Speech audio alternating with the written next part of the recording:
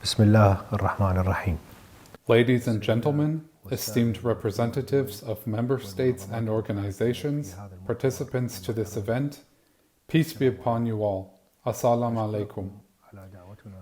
We would like to thank you for inviting us to this important event, which comes within the framework of crime prevention, supporting criminal justice, and the rule of law, and to achieve the 2030 Sustainable Development Goals.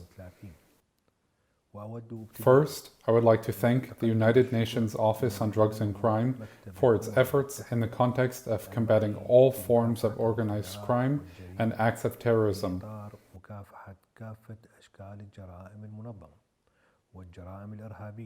I would also like to take this opportunity to praise your office, not only for the technical support provided, but also for the support provided within the context of strengthening the rule of law and good governance,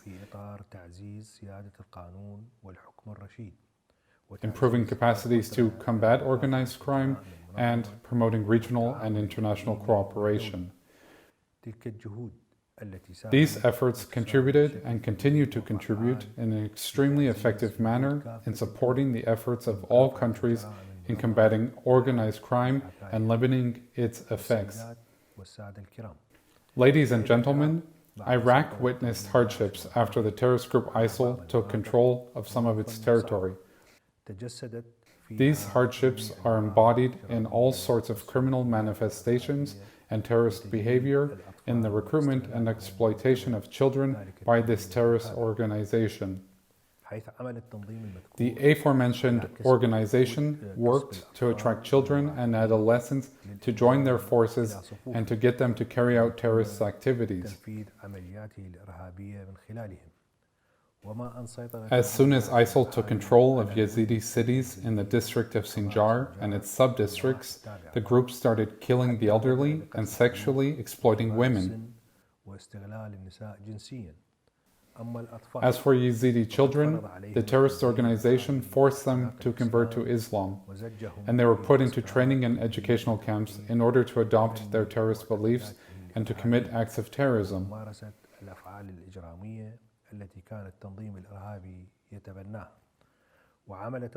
The terrorist organization ISIL exploited children who were under the age of 15. They were forced to engage in brutal acts of killing in exchange for material temptations such as money and weapons.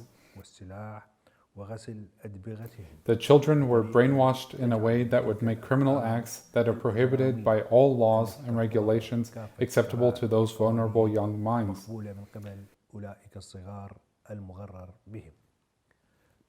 The efforts of ISIL in Iraq have been focused within the context of the exploitation of children through the following. 1. Religious training, where children are trained in the jihadist extremist ideology and are prepared to carry out various terrorist operations, including suicide bombings.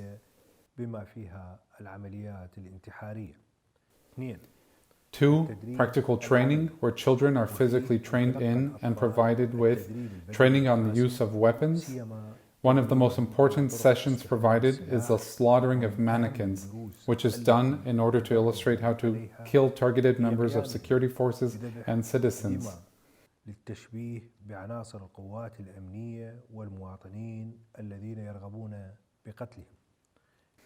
And 3. Psychological training, through which children are brought to public spaces to participate in the activities where killings are taking place, or to have them accompany members of the terrorist organization to enhance their sense of achievement.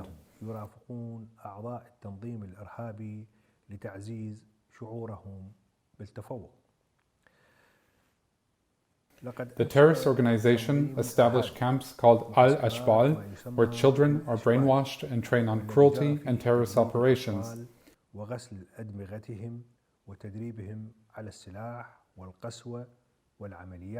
The terrorist organization was preparing to make these children the future generation of extremists.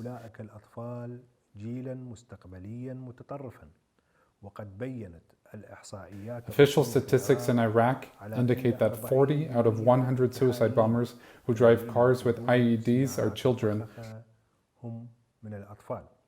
and that the number of children from al-Ashbal camps ranges between 750 to 1,000 children and adolescents. Ladies and gentlemen, in Iraq, the criminal policy supports the belief that deprivation of liberty measures do not achieve the desired objectives in combating crime. The legal system in Iraq is moving towards restorative justice by supporting convicted juveniles during the period of their placement in penitentiary institutions through rehabilitation programs, in addition to social, educational, and professional programs. The support for these children is also provided through follow-up care after leaving the penitentiary institutions, and attempts are made to reintegrate them into society as good individuals and citizens. This is evident as the law for juveniles in Iraq includes legal provisions to support these efforts, in addition to the establishment of care centers and shelters by the Ministry of Labor and Social Affairs.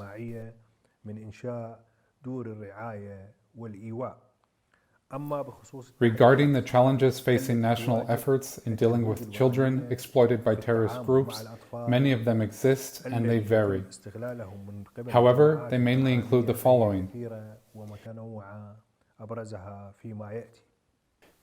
1. Despite the elimination and prosecution of most of its affiliates, ISIL has an ability to rebuild itself primarily in areas where children are the main groups targeted by the organization. والتي سيكون الأطفال فئات أساسية تستهدفها تلك التشكيلات. 2. Poor public education and awareness among the staff working within care centers in the penitentiary institutions.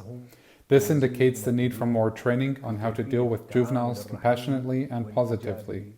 And 3. The need for the revision and amendment of legislation concerned with juvenile issues and their rehabilitation to be in line with international standards in this context.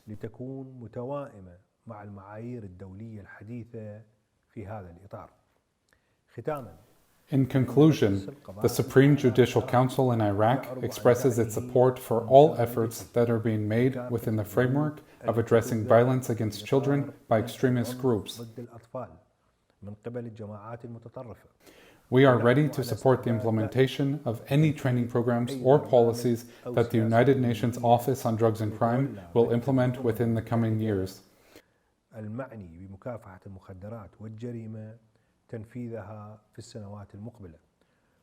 I wish your office success in all of its efforts, and I hope that this event will achieve its objectives. Peace be upon you all. Assalamu alaikum. Wassalamu alaikum wa rahmatullah wa barakatuh.